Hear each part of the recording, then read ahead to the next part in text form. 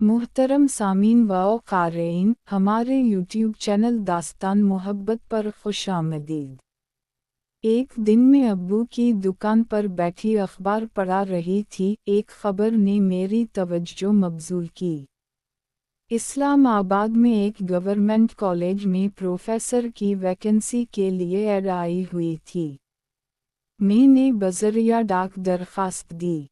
कुछ दिनों बाद उनका इंटरव्यू के लिए कॉल लेटर मौसूल हुआ। मैं इस्लामाबाद इंटरव्यू देने गई और मुझे वहाँ लेक्चरर बना दिया गया। मैं अम्मी अब्बू से इजाज़त लेकर इस्लामाबाद चली गई। अहमदवाला से इस्लामाबाद जाने वाला कदम मुझे ऐसे महसूस हुआ जैसे किसी और दुनिया में मैंने कदम रखा हो। सड़कें वसी तर, सब्ज और मसरूफ़ थीं। मिट्टी की दीवारों के बजाय सूरज की रोशनी शीशे की खिड़कियों से आ रही थी। मुझे कॉलेज की तरफ से रहने के लिए एक अपार्टमेंट दिया गया था। मेरा नया अपार्टमेंट छोटा लेकिन रोशन था, जिसमें एक बालकनी थी, जहाँ से सामने का पुरसुकून बाग नज़र आ रहा था जहाँ परिंदे सुबह के वक्त गाया करते थे। कॉलेज शहर के हर कोने से आने वाले तलबा के साथ भर जाता। मैं नए चेहरों और नई आवाज़ों के दरमियान ताज़ा पेंट की हुई कॉरिडोर से गुजर रही थी। हर दिन जोश व खरूश और थोड़ा सा घरेलूपन का मुरक्कब था, लेकिन मैंने अपने आप को नई तालीम और नए इल्म की तलाश में मसरूफ़ रखा। ये उसी पुरसुकून अपार्टमेंट के कॉम्प्लेक्स में मैंने इसे पहली बार देखा। मेरे नया पड़ोसी अली। तकरीबन एक हफ्ता बाद मैंने उसे अपने पीछे चलते देखा। इसके हाथों में स्केच पैड और किताबों का एक बंडल था। जब हम गेट अबूर करते हुए एक दूसरे के बराबर हुए तो वो गर्मजोशी से मुस्कुराया। इन्होंने कहा, हाय, मैं अली हूँ। मैं नीना हूँ। मैंने एक खुद को कांपते हुए महसूस किया, जिसकी मुझे तवक्को नहीं थी। पहले तो हमारा ताल्लुक़ बस इतना था, चीनी उधार लेना, सलाम का तबादला करना, गैलरी में एक दूसरे के साथ गुजरना। लेकिन जल्द ही हमारा ताल्लुक़ गहरा होने लगा। मुझे अहमदवाला से आए हुए कई हफ्ते गुजर गए थे और मेरे अंदर प्यास बढ़ने लगी थी। मैंने अली से ताल्लुक़ात कायम करने का सोचा।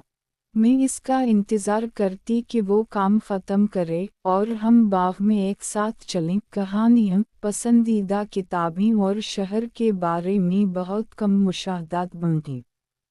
जल्द ही उसने मुझ में दिलचस्पी लेना शुरू कर दी।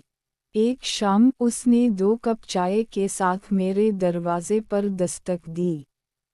इसने कहा, मैंने सोचा कि हम बालकोनी से शहर की रोशनी देखें और साथ में चाय पीं। हम वहाँ खामोशी से बैठ गए, चाय के घूंट पीते हुए। ट्रैफिक के दूर दराज और परिंदों की चहचहाहट हमारे सामने थी। फिर गुफ्तगू का आगाज़ हवा आर्जी, सोच समझ कर और सुस्त। हमने बचपन की कहानियाँ, अफसोसनाक किस्से, ख्वाबों की कहानियाँ शेयर की जिनको बुलंद आवाज़ में नहीं बताया जा सकता था और पसंदीदा नज़में। वो मेरे साथ बैठा हुआ था। फिर वो मुझे गौर से देखने लगा। मैंने पूछा, क्या देख रहे हो? उसने कहा, आपका हुस्न। इसके बाद वो मेरी तारीफ करने लगा। पहल उसने आम सी तारीफ की, बालों की, आँखों की और रंग की। फिर इसने मखसूस हिस्सों के बारे में बातें शुरू कर दीं और आहिस्ता आहिस्ता उनको छूना शुरू कर दिया। इसने मुझसे पूछा कि आपका कोई बॉयफ्रेंड है? मैंने ना में सर हिलाया। इसने हैरान होकर पूछा, वाकई आपने आज तक कोई बॉयफ्रेंड नहीं बनाया? मैंने इसे बताया कि अब मेरा कोई बॉयफ्रेंड नहीं है, जबकि गांव में एक था। इसने फौरन ही इस काम के बारे में पूछा। मैंने कहा, बस 1-2 दफ़ा। इसने पूछा अब आपको तलब नहीं होती। मैंने सर झुका लिया। इसने कहा नीना जी शर्माएं नहीं, अगर आप इजाज़त दें तो मैं आपकी तलब ख़त्म कर सकता हूँ और आपको सुकून दे सकता हूँ। मैंने कहा आप मेरे साथ क्यों करना चाहते हैं? इसने बताया इसकी शहर में बहुत सी गर्ल फ्रेंड्स हैं लेकिन गाँव की खूबसूरती से वो अभी तक महरूम है। इसने कहा वो अपनी काबिलियत मेरे साथ मुकाबला करके चेक करना चाहता है और मैं भी इसकी महारत देखकर हैरान हो जाऊंगी। मैं ये सुनकर कमरे के अंदर दाखिल हो गई। वो भी मेरे पीछे आ गया और मुझे अपना हथियार दिखाया जिसकी लंबाई 12 इंच थी लेकिन वो बहुत मोटा था। मैंने मोटाई की वजह पूछा तो उसने कहा ये राज की बात है। मैंने जिद की कि यह राज मुझे जानना है तो उसने बताया लड़कों से काम करवाने की वजह से यह ऐसा हो गया है। मैंने कहा मैं इसके साथ खेलना चाहती हो। वो सोफे पर बैठ गया और कहा खेल लो जितना खेलना है। मैं काफ़ी पुरजोश होकर इसके साथ खेलने लगी। फिर वो खड़ा हुआ और माल्टे खाने लगा। माल्टे खाते हुए इसका हाथ तरबूज पर लगा। बड़े गोल और नरम तरबूज देखकर उसने बताया कि उसे गाँव के तरबूज बहुत पसंद हैं और तरबूज लाल करना मुझे बहुत पसंद है। वो तरबूज पर थप्पड़ मारने लगा और उसे हिलाने लगा। फिर हमने असल काम शुरू किया। वो काम करते वक्त बिल्कुल जंगली हो गया, कभी काटने लग जाता, कभी दबाने और कभी थप्पड़ मारने। मैं भी काफ़ी दिनों से प्यासी थी इसलिए उसका हर अमल मुझे अच्छा लग रहा था। उसने बहुत सारा वक्त मुझे हसीन वादियों की सैर कराई। फिर वो उठा और अपने अपार्टमेंट में चला गया। रात के बाद रात दौरे एक पुरसुकून रस्म बन गए। कभी मेरे अपार्टमेंट में, कभी उसके अपार्टमेंट में। कभी कभी ये वो खाके लाते थे जो उसने इन जगहों से खींच लिया था जो हमने तलाश किया था। कभी कभी मुझे अपनी पसंद की किताबों से बुलंद आवाज़ से पढ़ते थे। इस शहर को छोटा, गर्म और हमारा एहसास हुआ, गोया जब भी हम साथ होते जब वक्त सुस्त होता है। हर शाम ने मुझ पर एक निशान छोड़ा, हंसी, पुरसुकून इतिराफ़ात और लंबी खामोशी जहां अल्फाज की ज़रूरत नहीं थी।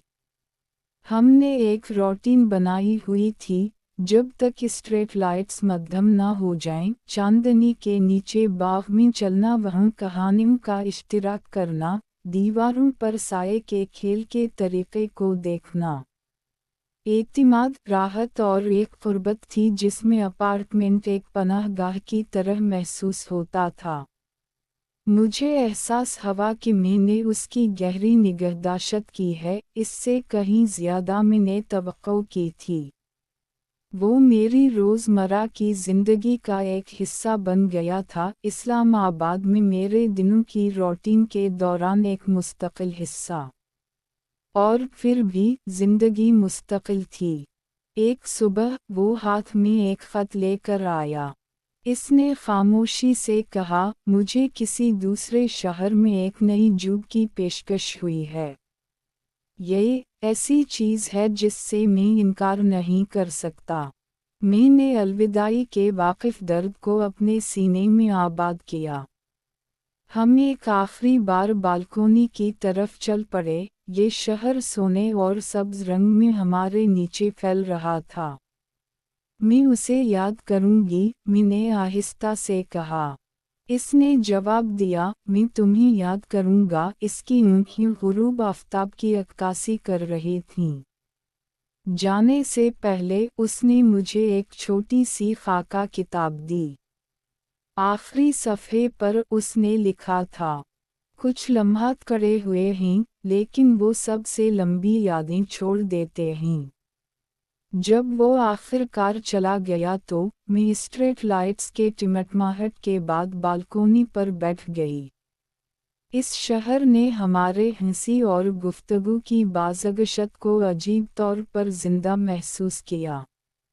میں نے اسکیچ بک کو اپنے سینے پر دبایا اور محسوس کیا کہ محبت اس کی پرسکون شکل میں، رابطے، موجودگی اور ہمت کے بارے میں تھی کہ کسی کو اپنی یاد کو زندہ رکھتے ہوئے کسی کو جانے دیں۔ اور جیسے جیسے چند اسلام آباد کے اوپر اٹھتا ہے، میں سمجھ گئی تھی کہ زندگی، چاہے وہ کتنی ہی عارضی، ہمیشہ نئی کہانیوں کے لیے جگہ بناتی ہے، آگے جاری ہے۔ اس ناول کا بقیہ حصہ اسی چینل پر اپلوڈ کیا جائے گا۔ اس چینل کو سبسکرائب کریں تاکہ پورا ناول آپ کو بآسانی مل سکے۔ شکریہ۔